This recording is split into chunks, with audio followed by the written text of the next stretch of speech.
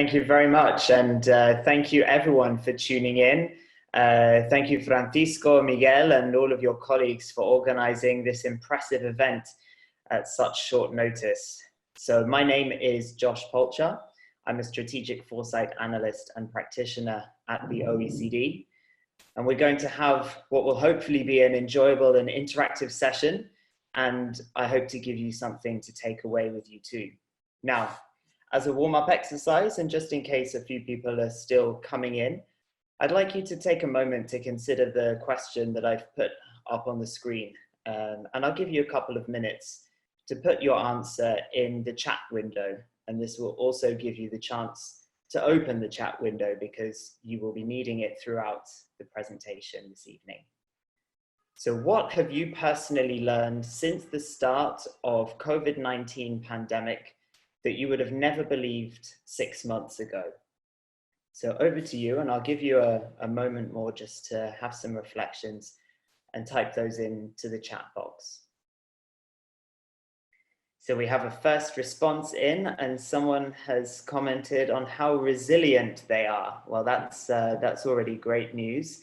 This idea of resilience is something that I think a lot of us are discussing an awful lot in the context of this particular pandemic. And the next person said, a quiet place without distractions is not as good as it sounds. And I can definitely agree with that, indeed today I counted the number of seminars and video conferences I wanted to attend, and it was 10. And I don't have to tell you there aren't enough hours in the day for all of those to happen. I see someone has also commented that non-compliance would be a bigger issue than panic. And we all have those friends, don't we, who are not necessarily taking the call to stay at home as seriously as we are. And we may have mixed feelings about that. All air travel could be closed in such a short time. The fines, when people are squeezed, whatever is inside them will come out. That's a very powerful metaphor, I think. I heard another one earlier this week that people ignore smoke signals until their own house is on fire. So I think that's also something that's been quite a profound discovery that we've had in the past few weeks. Okay, that's been 2 minutes, and we are going to be quite pushed for time today, so I'm going to move us on.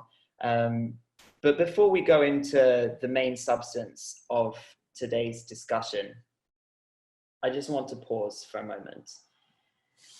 I think it's appropriate to acknowledge that while the COVID-19 pandemic is something to be discussed from a political, economic, medical, and social point of view, it's first and foremost a human disaster, and the suffering and loss of life caused by this disease are truly a tragedy, and we're in collective grief about that. And that's something that I'm sure I'm not alone in feeling. So I'm not going to hold a minute's silence for us, but I just want to pay respect to all of the people who have suffered, passed away, and are still suffering now, and pay tribute to all of the people who are working hard, making great sacrifices, and doing what they can to help humanity through this pandemic. And you may have heard the streets of Paris are very much acknowledging those people with their Clap for Carers moment, which takes place every night at 8 p.m. Okay, with that said, what are we going to try and do tonight? So we have a few interactive sessions during which we're going to try and surface and share some perspectives on the different potential alternative futures of the COVID-19 pandemic. And then we'll explore some implications for public policy, because that is, after all, what we at the OECD do best, is public policy. So here's our outline for the day. We have a couple of words about the OECD for those of you who are maybe less familiar. Then I'll talk a bit about our work in strategic foresight and how our thinking maybe differs from traditional approaches to policy making. And then we'll have a few sessions of interactive dialogue. So first of all, the OECD, the Organization for Economic Cooperation and Development. We work under the banner of Better Policies for Better Lives. And we're an international organization, 36 member countries, but we really do work with countries all over the world. There's virtually no country that we don't have some form of cooperation with. And we deal in all different policy areas, ranging from economy to society to governance to health to education. So you can find out more about us at oecd.org. And of course, we have risen to the challenge of helping governments to tackle the COVID-19 pandemic. We're doing what we know and do best, which is gathering and sharing data, comparing effective practices between countries, making recommendations where that's appropriate, and gathering all of our knowledge on an online platform, which has recently launched and has been very successful for the OECD. You can also find out more about the OECD's overall work at oecd.org/coronavirus. Now, the Strategic Foresight Unit is a much smaller team. The OECD is 3,000, but there are just 5 of us in our small unit. We're in the Secretary General's office, so we have that central role, and we do collaborate with all of the other different dimensions of the OECD. We look at OECD analysis, we work with national governments, and we try to contribute to the global policy dialogue by bringing the strategic foresight way of thinking. And of course, the pictures are all quite dated now, or at least it feels that way, because we're usually doing in-person workshops and presentations, but now here we are doing these things virtually. By the way, the picture on the left is a picture of a video phone setup from the 1930s. So the future is not quite so far away as we might have thought.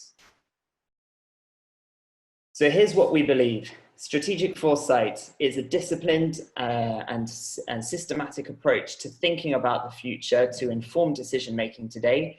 We're not about making predictions or forecasts. We do have colleagues who make forecasts in other parts of the OECD, and we try to complement their approach.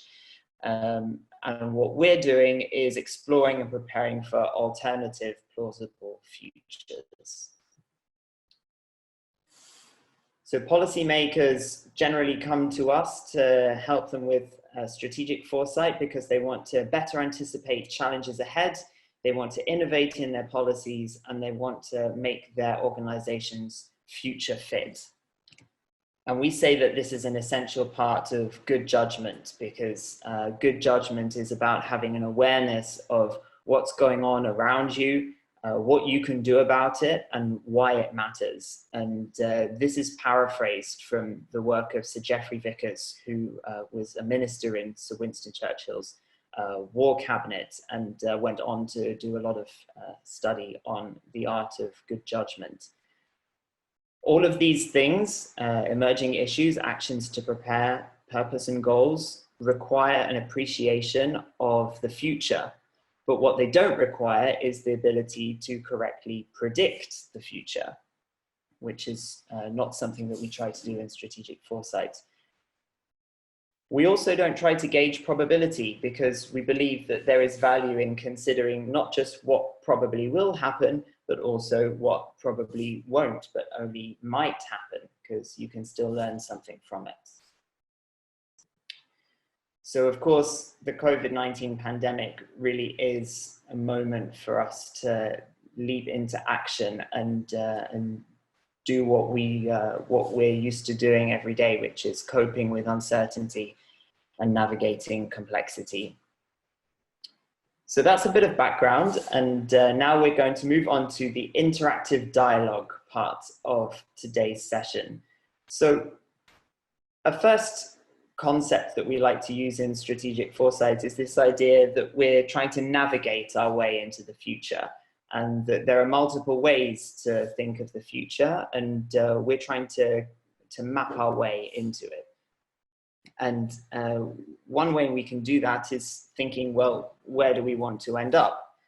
And my question to you, therefore, would be, in 2025, what might people be really glad they thought about the future to do. What are we trying to achieve by thinking about the future in relation to this pandemic? And I'm going to give you 5 minutes to have a think, and then put your answers in the chat box and try to complete this sentence. In 2025, people who thought about the future in 2020 might be glad they did because it enabled them to, and that's where your answer goes. So over to you for 5 minutes. Okay, people have been contributing for 2 minutes now, and we already have a good 30, 50 messages coming through. So this is fantastic, and there are some really profound contributions here. I've selected a few. So some people have said in 2025, people will be glad they thought about the future because it allowed them to change their perception about value. People have been glad they thought about the future because it enabled them to develop a community mindset, because it enabled them to build resilient infrastructure, because it enabled them to fix our healthcare system, someone has said. Another person has said it helped us to pick better leaders. Someone has said that in 2020, we can think about the future to help us to consume less, to be better prepared for upcoming risks and opportunities. And I have here a comment to think differently about the future, to become conscious of the fragility of our system, to think about the value of money, create more sustainable solutions. So I'm really pleased with these responses, because what they're showing is that we really have purpose in doing a foresight exercise today, that we're not just trying to dodge uncertainty or reduce complexity and make it more simple, but we're really saying, actually, there's value, there's sense to what we're doing in a strategic foresight exercise. Someone else has said people will be glad they thought about the future in 2020 in order to rethink modernization. Someone else has said, because we can find new solutions and change the system. And we have the most recent contribution is we can change the world education system to democratize it and make it available to people at all socioeconomic levels. So these are some really ambitious ideas, and also I think very optimistic ideas. And we started today's session on a very somber note. But it's heartening to think that this moment of pause that we're all experiencing just maybe could be put to use to build something more positive out of it. So we have another 10 seconds for this part of the session, and then I'll move us on. I'm also seeing references to co-creating and building an empathetic society where people support each other in their problems. These are all things that I don't think we need to wait until 2025 for us to learn about the present. But by thinking through 2025, we are opening up these different perspectives today. Okay, I'm going to call time on this session of interactivity and move us on now to some of the other ways in which we think about the future differently in strategic foresight. So one of these ways is this idea of uncertainties. And this is a slide that we present in all of our workshops to talk about how it's possible to have the best evidence and the best expertise on a given subject area and still come out with contradictory or at least very confusing potential outcomes. So what this slide represents is the idea of joblessness caused by or brought about by technological advance. And there really are experts on both sides of this debate who say that there will be large amounts of joblessness or large amounts of job creation down to technological advances. And in strategic foresight, we try to take on all of those alternative perspectives to really work through them. And the same goes for the COVID-19 crisis. There are so many critical uncertainties surrounding this crisis, and they fall into multiple categories: science, technology, economy, environment, and governance. And we've begun to identify just a few of them in our work at the OECD. So I'm going to give you some examples of those. The current period of lockdown, how long can it last? And how long will people tolerate this radical, dramatic change of lifestyle that they are going through in order to help slow the spread of the virus? How will intergenerational solidarity come out of this? Will people feel more or less solidarity towards people of different generations, knowing that their risk to the disease of COVID-19 varies greatly by age group?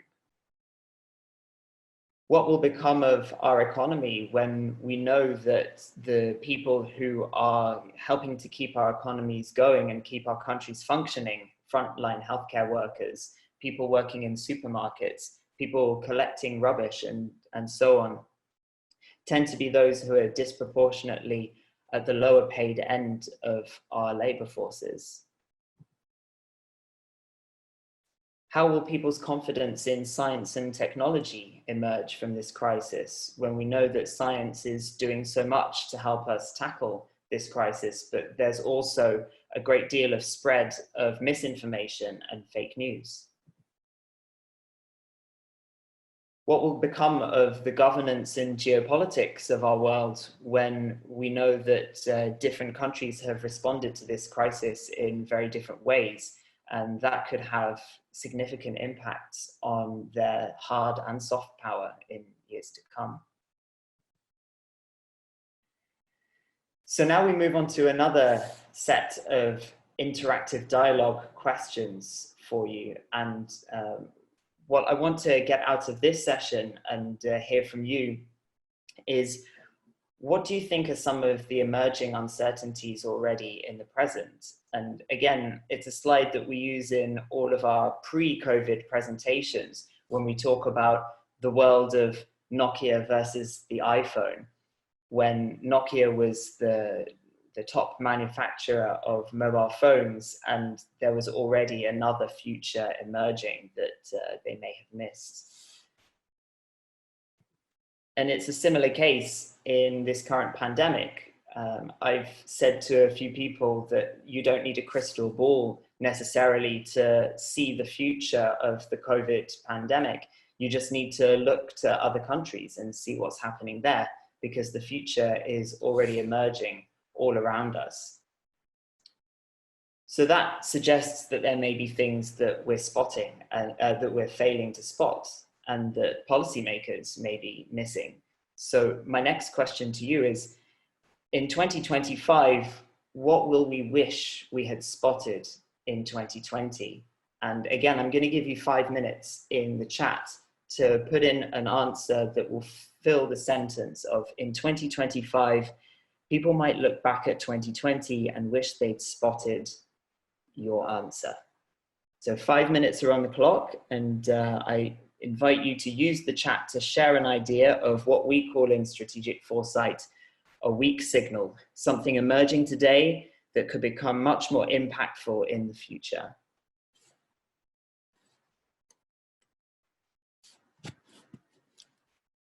So ideally, we're looking for answers that are not immediately obvious today, that we don't already have on our agendas or radars, things that are maybe too uncertain or too unclear, or there's not enough evidence, or it's contradictory evidence about what could really be happening today. So somebody has already made a contribution with specific reference to the virus itself. What if people's immunity is not as strong as it needs to be, or does not last as long as it needs to in order for the pandemic to truly be over? Another person has talked about anxiety and the different forms of anxiety that people can feel related to the spread of profound disease, but also the lockdown measures. Some people are also talking about the upsides, which could be greater transparency so that we have better understanding of how our society works. I also see a response. Someone has clearly noted the tongue-in-cheek of what they're saying, but they said baby boom because, well, I'll leave you all to speculate about what that could be a reference to in this period of confinement.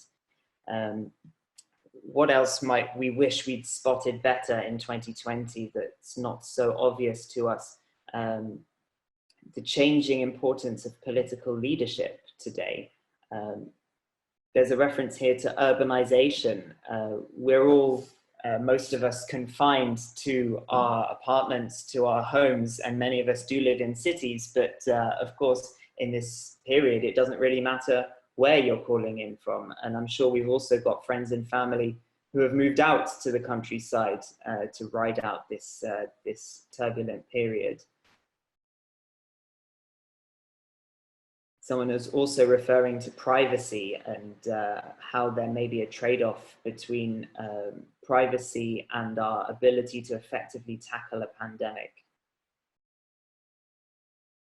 There's also a reference here to primary relationships, how people that you live with in your immediate home, that's a very profound and important part of all of our lives, but it's not necessarily at the top of political agendas. I'm also seeing a reference here to the word biopolitics of a pandemic, which is not a word that I was familiar with, but I'm definitely going to look up after this event. There's a comment here saying that we may in 2020 have missed the profound impact of discrimination towards the diseased. And just even using the word diseased makes me feel uncomfortable because we tend to talk about people who have caught a disease or people who have been infected with the disease, but above all, people, of course. There's about a minute left for those who haven't already contributed. And just a reminder, we're looking for things which in 2020 we may be failing to spot and which in 2025 we'll wish we had spotted.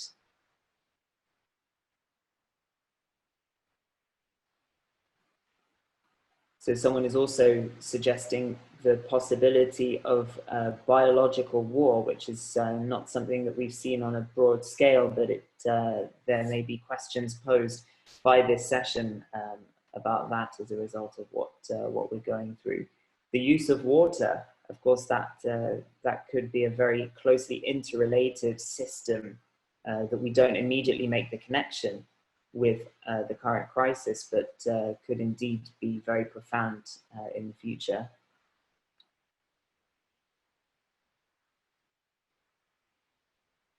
There's also talk of a new definition of trust. Will we think in 2025 that the definition of trust has fundamentally changed and that it's no longer what it was back in 2020?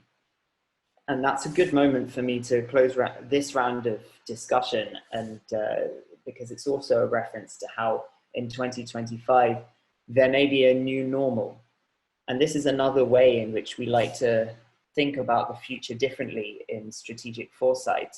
And it's part of a practice that we call scenario planning. I'm sure many of you are familiar with, but for those who are not, scenario planning is when we develop sets of alternative future contexts or narratives of the future. So a bit like we refer to periods of history retrospectively as the Golden Age or the Cold War, we might create imaginary futures and use them to rehearse and navigate to build future fitness. And we have scenarios that we've created for different policymakers and published those through the OECD, and strategic foresight practitioners around the world make great use of scenarios for various different decision-making settings.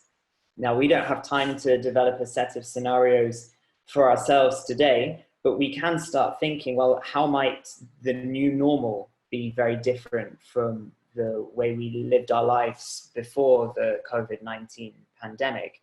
And that brings me on to the next question that I have for you, which is, what might people find unbelievable about 2020 when they look back at it from the perspective of 2025?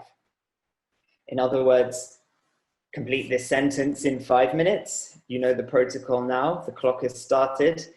In 2025, people might find it unbelievable that back in 2020, there was no what? So you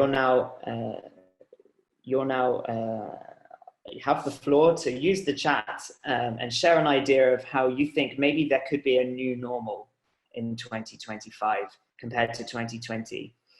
So just to give you a bit more clarification on this one, we're not looking for events.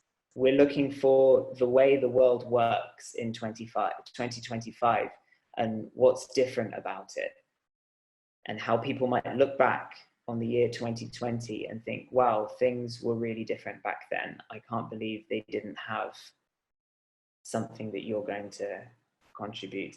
And I see a wave of responses, all saying universal basic income, universal healthcare, testing of everyone. So this idea of universality, internet for everyone, equal access to education for everyone.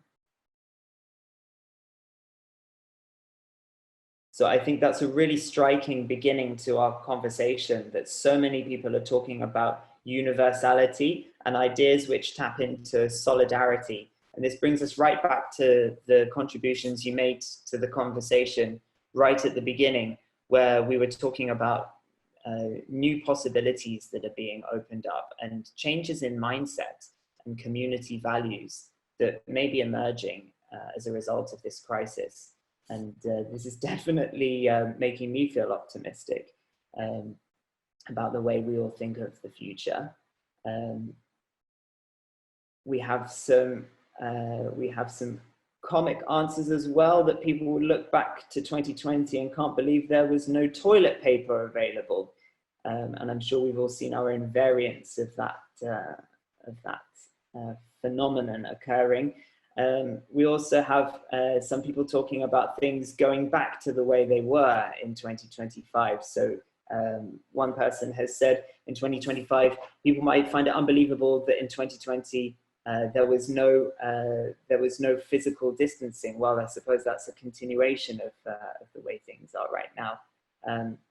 That there were no house gardens for growing food. So this idea that the current situation may turn us all into home farmers and home producers of our own food. And looking at the shortage of flour in my local supermarkets, I think the baking revolution has definitely begun in Paris. And so maybe people will go a step further to actually growing their own food that they need. The idea that tracking of sick people will become the new normal in here as well. And this taps into the conversation before, where we talked about the potential trade-off between privacy and ability to tackle crises like the one we're living through right now.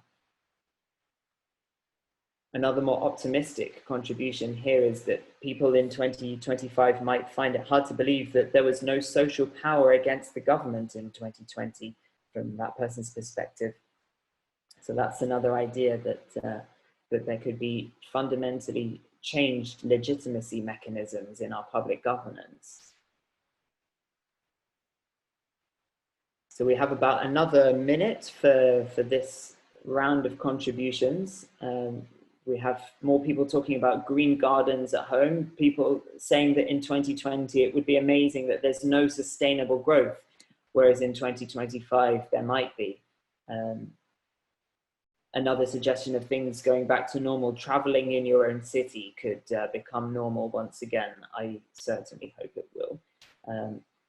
In 2025, people might find it unbelievable that in 2020, not all races were equal. And this is a reference to COVID disproportionately affecting people of color and healthcare workers, particularly, who are people of color. And we have another 30 seconds for this round of contributions. The idea that that the new normal is going to be gardening, staycations, and DIY in all aspects. So DIY is British slang for do it yourself, and repairing, make do and mend at home. In French, it's called bricolage. Oh, in 2025, people find it amazing to think that we did not listen to experts. Is that potentially a reference not only to the current health crisis, but also to the climate crisis, where it's argued that experts are inadequately listened to? Plant-based diets as the normal diet. That would be an interesting thing to emerge from the COVID-19 pandemic. Okay, we've hit 5 minutes on this round, so we're going to move on now. And what we really like to do in all of our strategic foresight sessions is to say, well, we've thought about multiple ways in which the future could be different from how it is today. And we've done that by looking around us at the ways in which those futures are already emerging today. But of course, the real purpose of what we're doing is to bring it back to the policy relevance of what we're doing today. So the new challenges and opportunities that have emerged from the things that you've discussed today. And I'm certainly feeling more optimistic than when we started the conversation, that there are many, many opportunities that we and probably also our policymakers could really benefit from giving more attention to. So I'm going to set one last challenge for interactive discussion and maybe give you a little bit longer to discuss this one. So I'll start the clock in a moment. What can policymakers learn from the discussion that we've had today and the contributions that you've all made? And once again, I'm going to ask you to finish the sentence. Policymakers in 2025 will say that the best decisions in 2020 were those that, and your answer. So 5 minutes starting from now, and maybe with a little bit of extra time as well for those answers. So the first couple of answers already coming in, saying the best decisions in 2020 were those that invested in healthcare systems, those that resulted in a high degree of transparency. That's a very abstract concept, but with very concrete means of implementing it. Policy decisions which included the public, putting people first. Oh, and we have a very self-referential comment here that the best decisions would be those that thought about the future. And it's definitely not a given that all policy decisions do think about the future, which is why we exist as strategic foresight units. So of course, I'm happy to read that. Ideas that the best policy decisions would be multi-dimensional, that they'd be long-term oriented. The best policy decisions would be community-centered. So as a reminder, try to make your answers here refer back to some of the comments that we had in our previous rounds of discussion as well. We have more people talking about humans come first. One person has said that the best decisions were made by women, and certainly gender equality in our decisions is something which the OECD considers particularly important.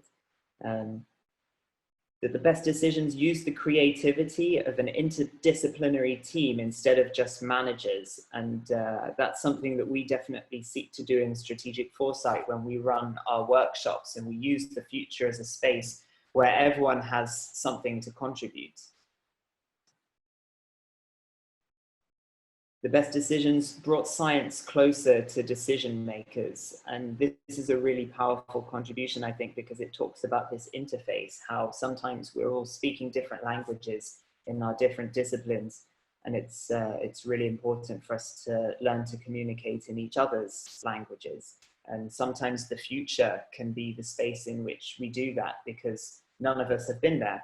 It's unfamiliar territory to all of us. So by going there and experiencing a novelty and underexplored area, by definition, the future is uncharted territory.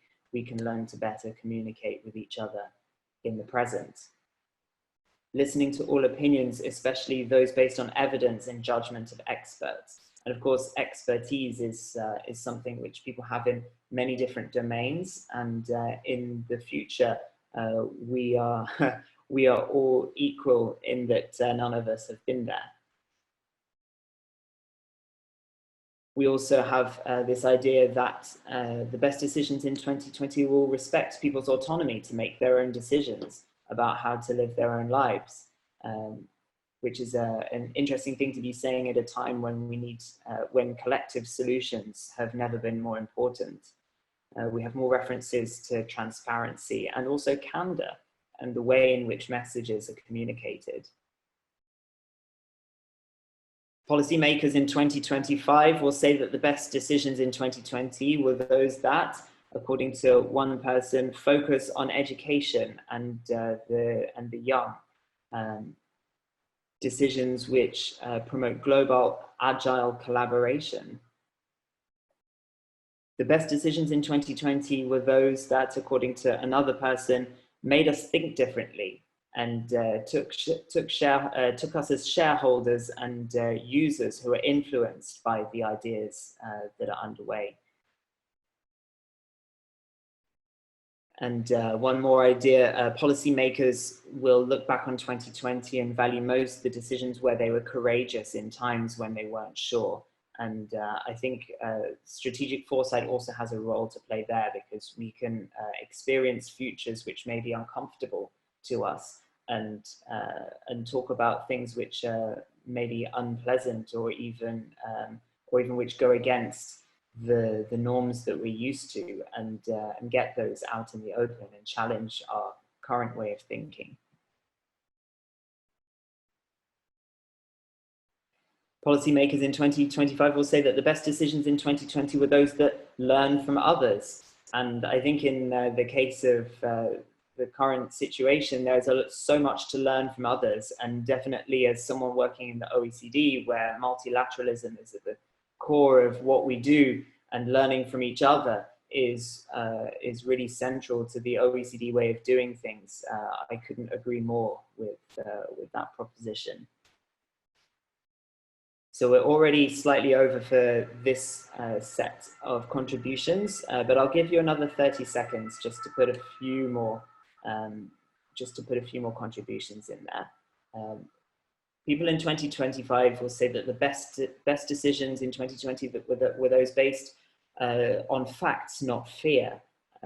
And this idea of fear is something which dominates or maybe even paralyzes us in the present, is one perspective of future, which we in strategic foresight would try to open up and say it's just one way of thinking about the future, and we can learn from it, but it shouldn't be all-encompassing.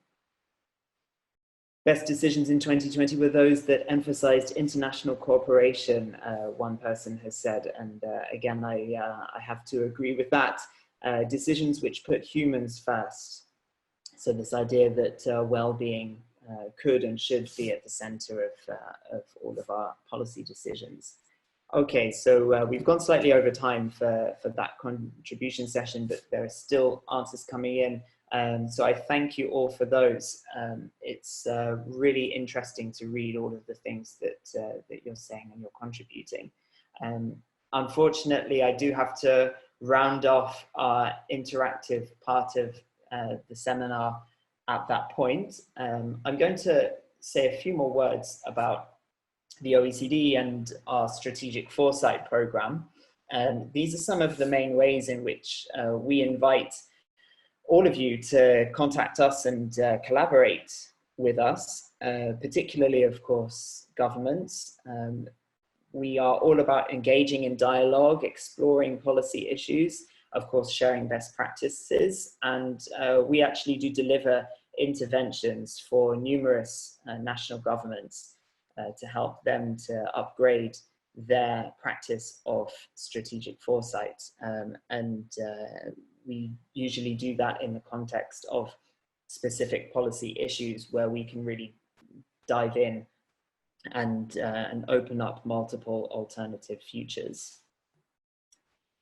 So here are some examples of our most recent work. I warmly invite you, of course, this is the standard plug that goes in the presentation. To visit the OECD Strategic Foresight website, you have the URL there, oecd.org/strategic-foresight. Here are 3 of our latest publications.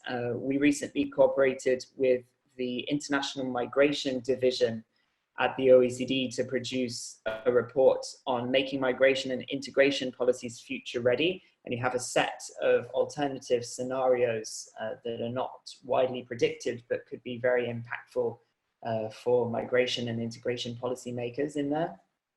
There's a review of our most recent Government Foresight community meeting.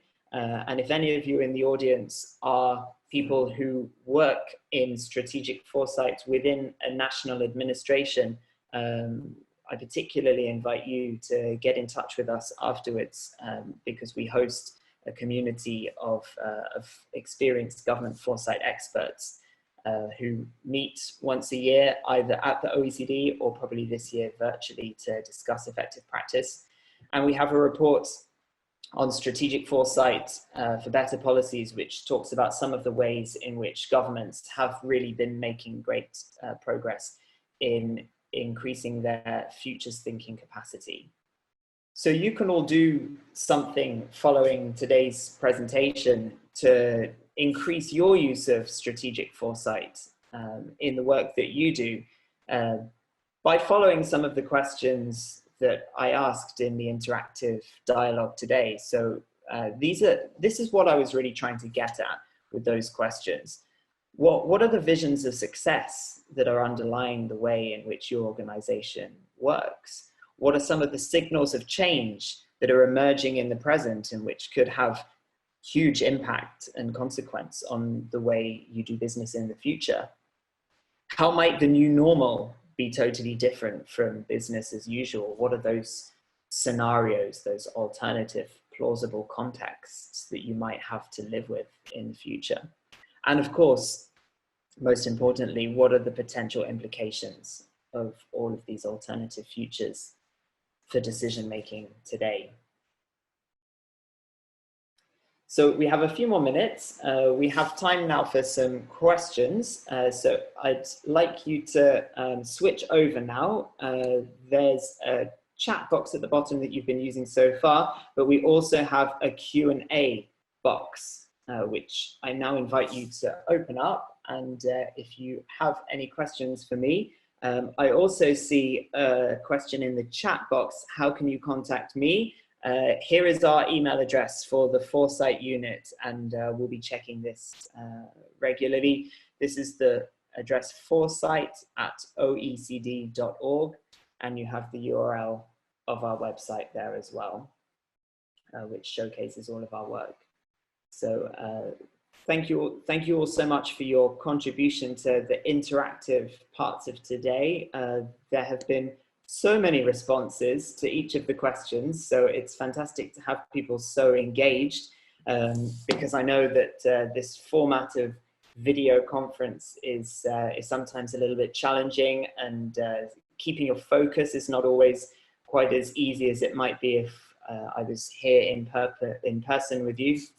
So having something to contribute and giving you the opportunity to have your say was really enriching, and it's actually left me feeling very uplifted after that conversation. So thank you for making my evening. So I'm seeing some questions coming through now. How do you best incentivize leadership to take action on strategic issues rather than strategic planning? I guess there's no, I don't have a definitive answer to that. It's really something that I think all governments are navigating and exchanging practice on how they do it, increasing their strategic foresight capacity, in addition, of course, to strategic planning capacity. And sometimes it happens that organizations and governments come to the OECD and ask for strategic foresight when what they have in mind is strategic planning, and they end up benefiting from OECD expertise in both areas without even realizing that that's what would happen. In terms of the concrete word incentivize leadership, there are some thoughts about that in our report on strategic foresight for better policies, which talks about some of the ways in which we've seen governments really institutionalize the practice of strategic foresight by using leadership, by putting in place processes, expectations, and by having real concrete outcomes from the strategic foresight processes that they run. So I also have questions about, do we have internship opportunities? And the answer is yes. We have periodic moments where interns will come and support the work of the OECD Foresight Unit.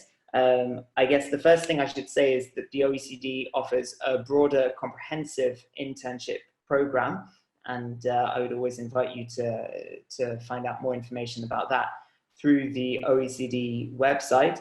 But you are, of course, welcome to contact us individually at the foresight@oecd.org address if strategic foresight is really something that you're particularly interested in, and we can see what openings are available. So I have a question here. What tools do we combine strategic foresight with in order to make it go beyond a structured thought process and therefore actionable? I think this is a really fantastic question, and I think I know the person who asked it as well. The Strategic Foresight Unit collaborates with every single policy directorate of the OECD. By collaborating with the policy experts in specific domains, we are really in a position to leverage their thinking and doing capacity to put into place recommendations for countries to really go beyond exactly this workshop style process and implement some of the implications that come out of it. Some examples of that would be where we have collaborated with the OECD Statistics and Data Directorate to look at the ways in which we could measure success or measure the future fitness concretely of the policies which we've been analyzing through strategic foresight. Another example would be where we've worked with the Science, Technology and Innovation Directorate to look at how countries can really prepare for a going digital future in a robust and future fit way. So let me see, we have a couple more questions coming in. I have a few people thanking us for the session, so thank you very much for that. And what contributions can be expected from the OECD on the economic impact of COVID-19? So this is not my specific area, because I don't work in one of the specific directorates that is doing work on that.